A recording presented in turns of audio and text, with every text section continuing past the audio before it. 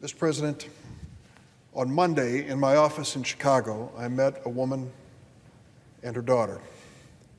The story they had to tell me was heartbreaking. This woman was from the Democratic Republic of Congo, Kinshasa. Something had occurred at her home while she was gone where a child of hers left an iron on. Another child came in, grabbed the wire of that iron, was electrocuted, and died. It was a horrible accident that claimed the life of a child. That child that died was the nephew of a general in the army of the Democratic Republic of Congo. When he heard about his nephew dying in this accident, he said he would take care of this situation and that family would pay a price for the life of his nephew. This woman, mother of three, went into a panic that her daughter was going to be killed by this general. Such a panic that she fled the country. Her journey is almost indescribable. From Africa to South America, up through Central America, finally arriving on a bus at the border, port of entry in Southern California. She came there and asked for asylum. She was in fear of not only her life, but the life of her daughter. What happened next is what I want to speak to, because what happened next is something that I didn't think would ever happen in America. What happened next was a decision by the federal government to take her 6-year-old daughter away from her in California. They said initially that her request for assistance was a valid enough request to go forward to a hearing. But even having said that, they snatched this girl from her mother's arms and removed her screaming to another room. And then they deported her daughter from Southern California to the city of Chicago. Our government. Was this mother abusing this child? Of course not. Was there any evidence of trafficking involved here? Of course not. Was this woman a terrorist? Of course not. Why did they do it?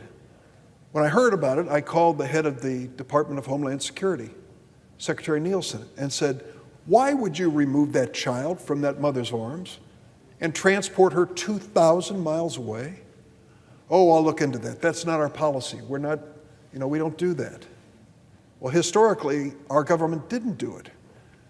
But Mr. President, it turned out Secretary Nielsen was wrong. It is our policy. A policy that's been announced by the Attorney General, Jeff Sessions. He says, it's basically going to be a hard approach to those who try to come to this country and ask for asylum, ask for refuge.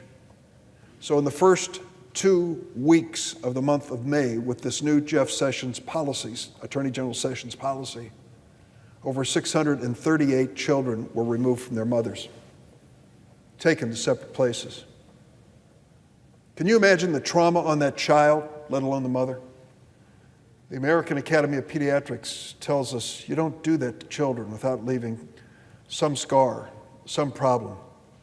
But we're doing it as official government policy of this administration.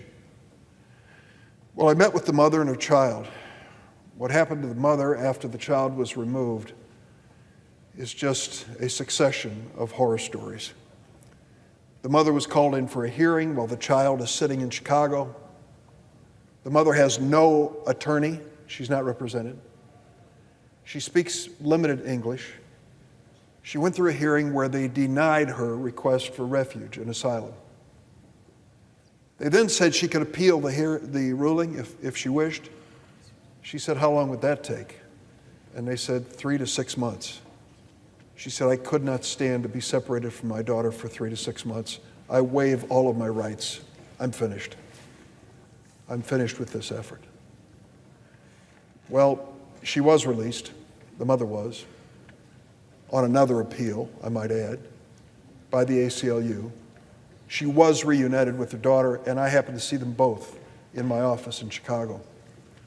When I walked in the room, this woman who had traveled this great distance to protect her little girl clearly tensed up as she saw this white man in a suit and tie walk in. And then it was explained through an interpreter that I was not there to hurt her or separate her from her daughter. Her daughter was running around the office while we were talking, but never lost sight of her mom the whole time. This is not an isolated instance. This is not just a little accident that happened on the border near Southern California. This is now the policy of the United States of America, the policy of the Trump administration, the policy of Attorney General Jeff Sessions, to remove children from their mothers. And of course, it's not cheap. Transporting a child 2,000 miles and putting them in some care facility, even a good one, is not cheap. When my colleague, Senator Jeff Merkley of Oregon, recently went down to Arizona to see the children who'd been separated from their parents, he was denied access. They wouldn't let him see them. He's going back. Others will go back too. It is unthinkable that we are holding these children in some situation where we don't want anyone to see them once they've been taken away. In the northeastern part of the United States, some mothers are told, oh, we're going to give your child a bath. Oh, we're going to give your child a meal, and then the child is snatched away. That is the official government policy of Attorney General Sessions and the Trump administration. It is hard to imagine we have reached this point in the history of this country that this is acceptable conduct by our government. It is hard to believe that the rest of the world will look at this and say, well, that's how Americans treat people who come asking for help. They take their kids away from them. Family separation is now the policy of this administration, not family unity. I'm hoping, just hoping, that perhaps some of my Republican colleagues will think this is an outrage as well. Maybe they'll step up and speak out. I hope they do. On a bipartisan basis, we should all be standing up for these children who are being separated from their parents. They say, well, it's a new approach, a hard approach on dealing with those who come to our border. We've used hard approaches in the past in the United States. Let me tell you two examples.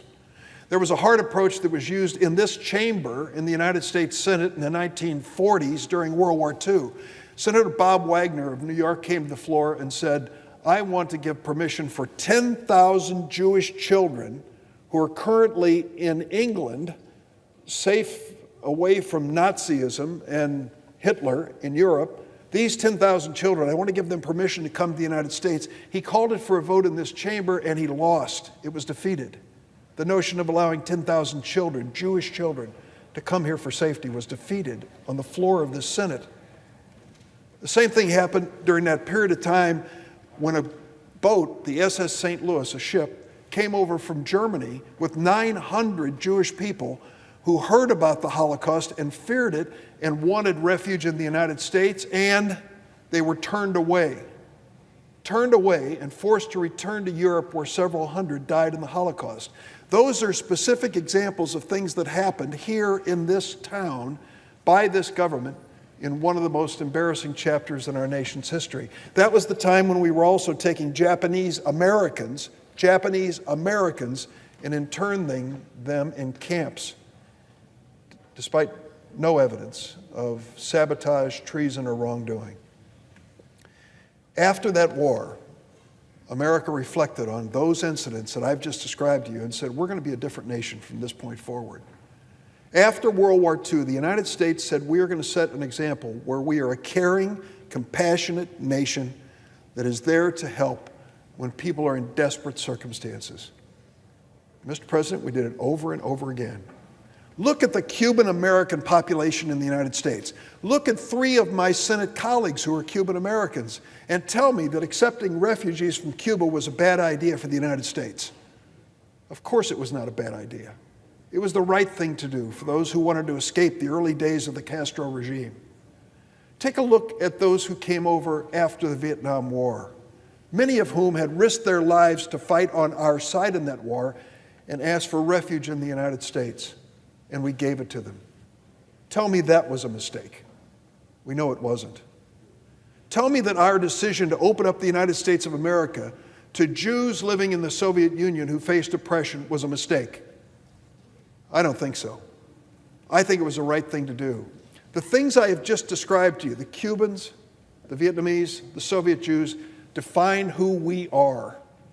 This nation, this caring, wonderful, great nation, defines itself by its policies.